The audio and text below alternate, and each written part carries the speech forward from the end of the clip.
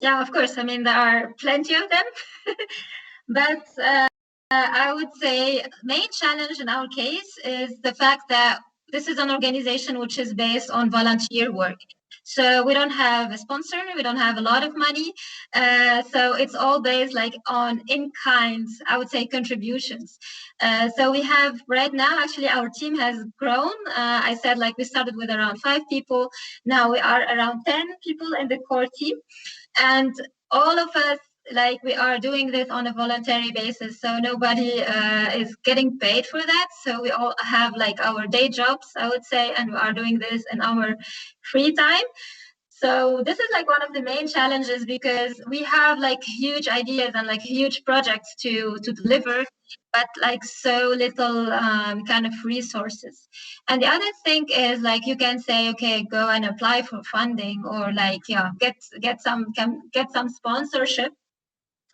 Actually, we made like the strategic decision to not do that, because we thought if we will go to, I don't know, like some international organization or like some donor and ask for funding, they will definitely will have like some agendas, and they will try to influence the direction that we will be going in. So we made a decision, we will do this with our own in-kind contributions. So like we will work on our free time for free. If we are needing like some resources or some tools, we give donation from our own money. So like from like the people who are active in the association, and also like from our friends and people who kind of support us and support our vision.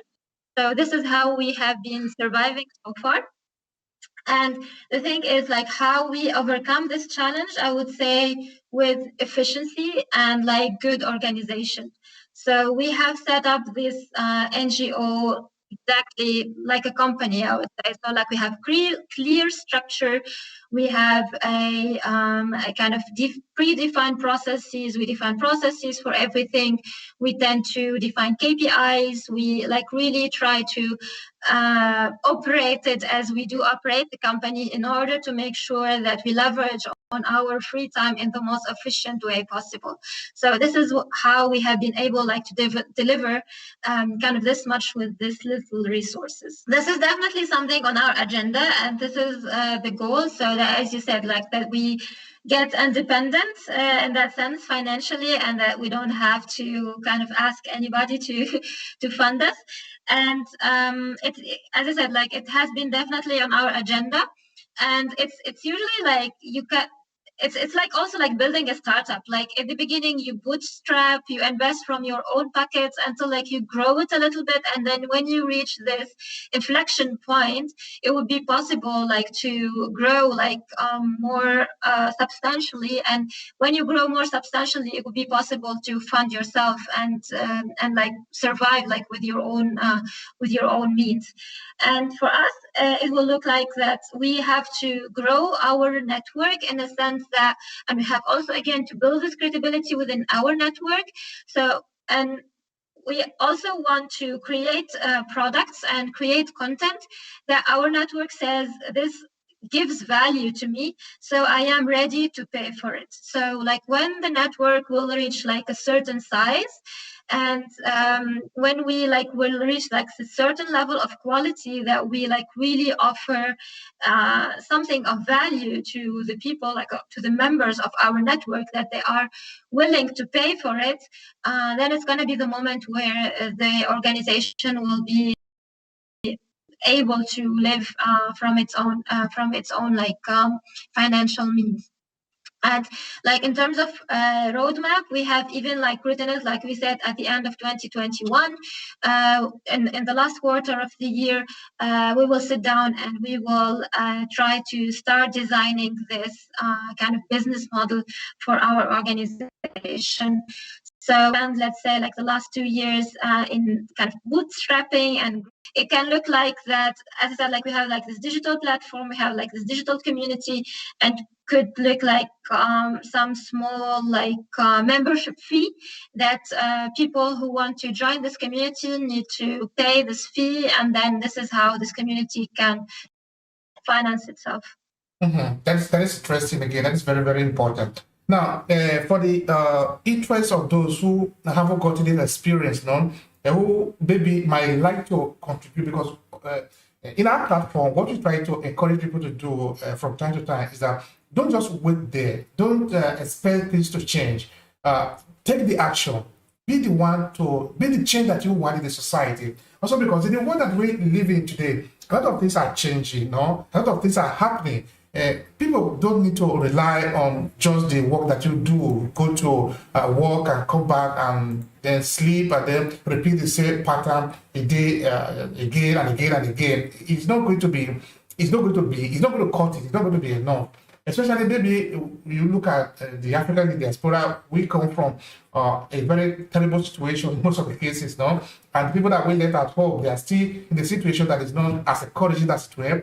And we are going to have to make a contribution. But this contribution doesn't necessarily mean that you are going to work and then send the money home. That might be part of it, but that is not really going to go that far. Because if you are doing that now, you are only going to help only the people within your family. And that is not the solution that we need. We need a solution that is sort of global in a way that it can reach more people. And this solution is not going to be quantified in the dollar or in the euro that you are going to send home. So the contribution of small groups like yours is going to go further because you're going to enlighten minds. And what we are lacking in Africa is not really that there is no money going around, is that we have a blockage somewhere in our mindset. And this is sort of, it's not helping us in a sense. So to start a project like this for somebody else who want to start like you, what are the procedure? I mean, how should the person go about it? Because they don't know yet that they can do it. But maybe if you explain to them that you have done it, you are in Germany, you can do it. And maybe they are in France, they can also do it. So let's share in this area. What are the procedure that you follow yourself? Yeah. Sure. So I would say very first thing and very important thing, this is also like what people say for startups, you need a very good team.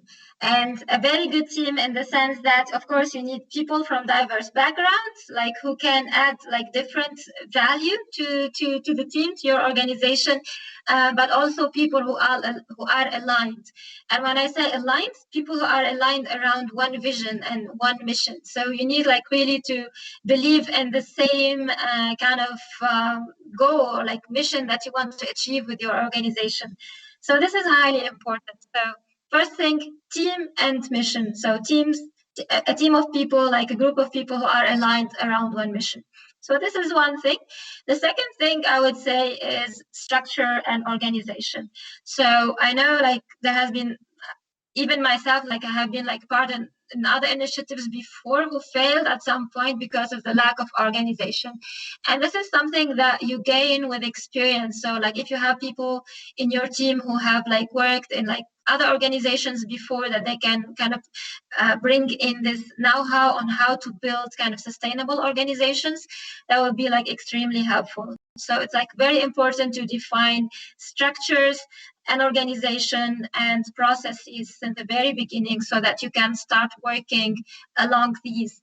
And especially in organizations which are based on volunteering and voluntary work, this can be quite critical because there is a lot of things which are somehow unpredictable, in the sense that unlike someone who works like from 5 to 7 or like from 5 to 6 every day, like you have like a fixed amount of time from those people, and like you know how much resources you have.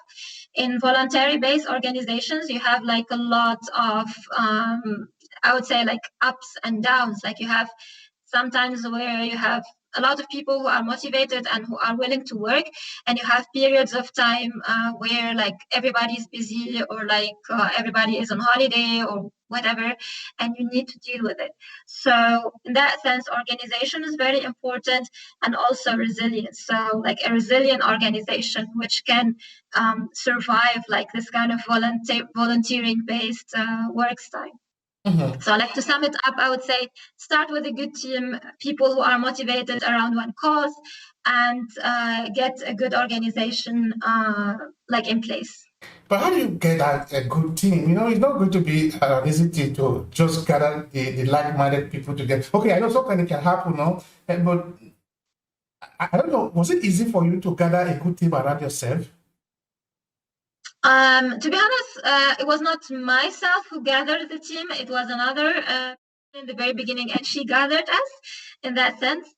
And in order to gather a team, I think it's very important to kind of be a good how's it? I don't know like how to say it, but like try to preach, yeah, be a good preacher of your idea. So like if you have one vision or like one idea, and it's very important like to preach it like everywhere until you find those people who are like really motivated to work with you.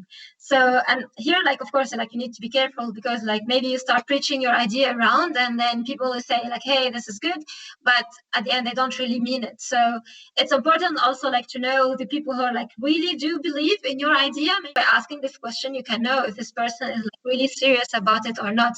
And I think this is how you gather a team in the very beginning.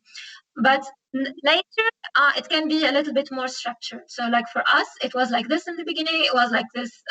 My co-founders, she's called Khawla, and she's like the one who gathered our team. She was like just preaching about it like the whole time. And this is how like she got like this team of this core like of 5 people.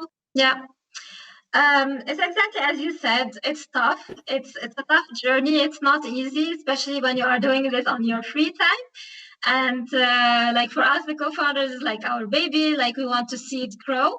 And for me personally, I would say I would be like I am satisfied when I see this organization kind of growing and like delivering successful projects, delivering projects in line with the mission and the vision that we agreed on in the very beginning, and most of all, growing and getting more successful. So I will be like really happy if this organization gets to grow, and to grow in the sense that it gets even independent from us, like the people who co-founded it in the beginning. So we wanted to become kind of more of a social movement, like something, because we want to build a community. We want the community to hold itself by itself, like not wait for us to push it. So now in the beginning, we need to push a lot, like from the core team. But yeah, like our goal for this is like to grow to a sense to be even like self-sufficient and self-sustainable. That's good. That's great. Now, in a more concrete term, how do you really engage the people? Like, how do you get them going with this project? Share that part with us. Yeah. So you mean people who work with us in the core team, right? Yeah. Yeah. This is also a very good question, because I mean, if you had a company, if you pay people salary, then like yeah, basically you engage people for paying them salaries. in our case, it's a bit difficult because we are all volunteers. So I think the very first thing is to find the people who really are aligned, who believe in our vision and mission in one hand, and in the other hand who are also kind of fine with our processes and in the way we work together and in the way we are organized. So these are the two things. Then after that, if the person is like fine, like is convinced about our vision and mission, and if they are fine with our processes and our way of working, the way to engage them, I would say, is through enabling them to take ownership of things. So people usually, when they get like ownership of like projects or deliverables, it becomes their own. And then like it's important for them that like they kind of take ownership of that thing, and then that they deliver until the end.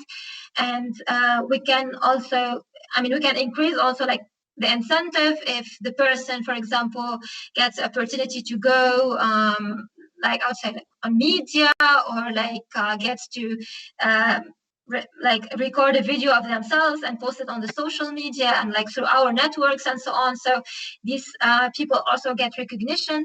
So there are like different ways. And for me as a coordinator, it's also important to keep like the balance between like the different team members. So it's important for me that everyone gets the opportunity to own things. So it's very important for me to like to give ownership of projects, of deliverables to the team members, and also to give them the opportunity to kind of get self-marketing, to learn things like whatever is important for them personally.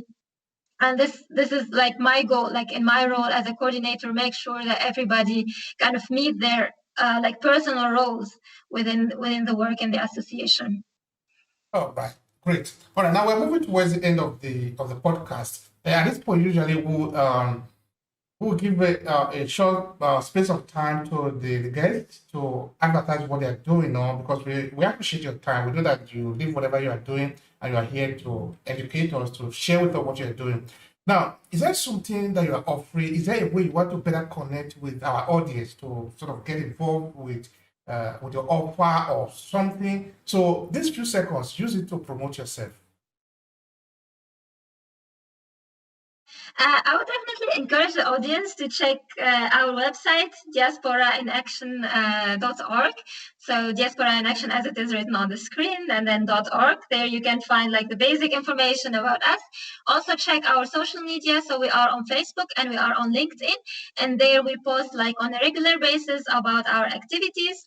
As I mentioned earlier, we have like this project Borderless ongoing right now, and we are creating like very nice visual content that which is like really relevant for like all diaspora communities. So I really invite you to check our social media. And the last thing also, if you are interested to join our community, like our online community, it is hosted on Mighty Networks. So there the link for that is diasporainaction.mn.co. So Diaspora in Action, exactly as the name of the association, .mn.co. And there you can access to our community and see how we enable this connect, learn, contribute within our community. And of course, if you have any questions, if you are willing to partner with us on anything, just feel free to reach out to me personally on LinkedIn or through writing us an email. All right, that's great. So they have heard you. So if you're interested in what they're doing in this important project, try to connect. We're here to connect. That is what we are here for. Ola, now the question I want to ask you towards the ending of it is, since the project was created, since the basic idea was set up, is there something that have changed over the year? What has changed? If not, please let us know. So what have changed through our work, right? Like throughout our journey. Yeah. If you have made some modification, because it is because sometimes life is also dynamic. Things change. So I'm trying to understand if it has remained the same or you have made some changes to it. What has changed? Yeah, definitely a lot has changed. I think I mentioned that like before we start the podcast, it has been a journey full of learnings and full of changes. And as I said earlier, it's very important to build resilient organizations and to be resilient also in the way that you lead your organization, because like you usually start with an assumption about things and say, okay, I want to reach this vision, but like vision is like something like very high level and very abstract, but then you make some assumptions on how you can reach it, and then you start doing things, and then you learn from that and see that some things worked, some things didn't, and then according to that you need to adjust yourself and your organization. So even for us, like we changed like the way we formulate our vision statement. Like it has been a bit different in the beginning, but then we changed it. It remained like in the same context, like in the same direction, but we changed it because we thought like this makes more sense for us right now. And also in terms of projects, like we have started with a number of projects. Some of them like survived, like the successful ones survived, and the ones which were not really successful died, and like we decided not to invest any resources in them. And then apart from that, like opportunities along the way will just like come up, and I think it's very important to remain open for opportunities, like, and have like this kind of slightly opportunistic approach. For example, this borderless project that I told you about, it was not planned when we did like our 2021 planning.